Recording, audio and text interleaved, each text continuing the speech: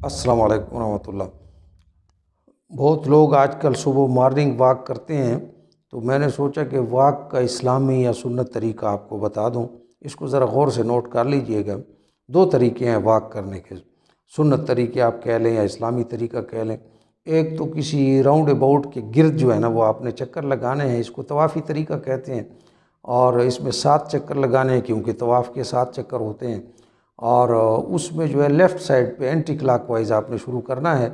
और उसका तरीका ये है कि पहले 3 चक्रों में आपने दौड़ना है और बाकी 4 चक्रों में आपने जो है ना वो तेज़ कदम उठाने हैं।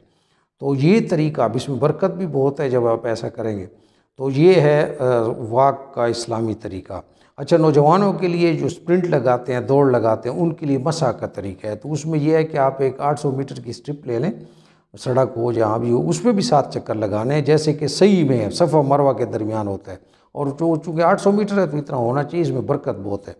और ख़ास तौर पे दोनों सिरे उठे हुए हों, तो वो एक ऊंचाई से आप शुरू करें, नशेब में जाएं, फिर वहाँ से वापस आएँ।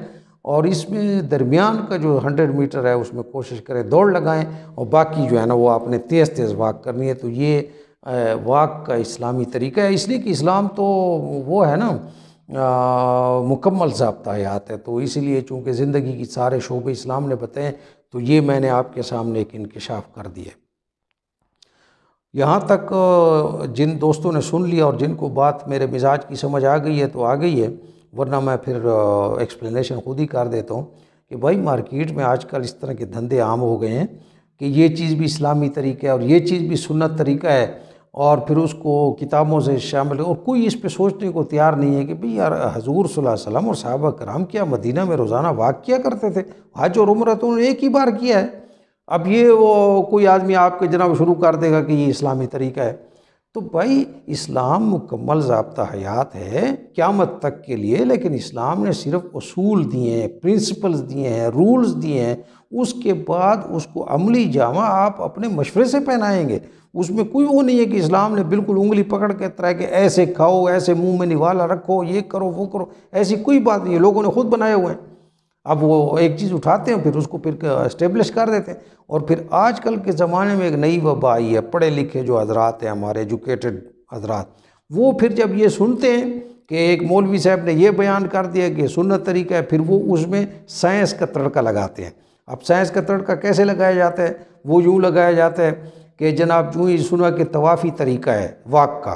तो आप ये सोचे बगैर कि ये तरीका कोई है भी या नहीं। एक आदमी ये कहेगा कि वो राउंड दौड़ लगाता है एंटी क्लॉकवाइज, तो फिर इसके जिस्म के अंदर जो खून है वो सेंट्रीपिटल फोर्स की वजह से वो प्रेशर देता है बाएं तरफ दिल होता है। तो जब इसको बार बार प्रेशर आता है तो दिल की हरकत तेज़ होती है और दिल फ्रेश होता है, और ये और वो पता नहीं कहाँ से कहाँ साबित करते।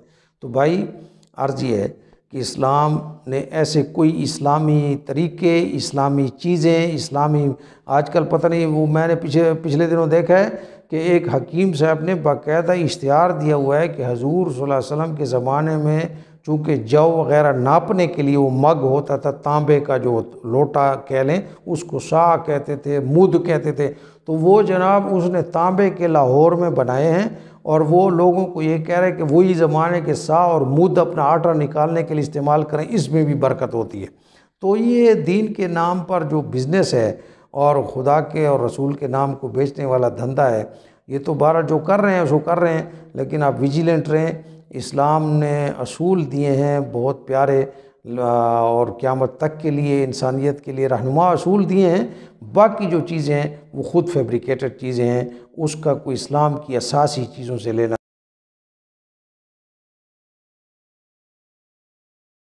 देना नहीं है।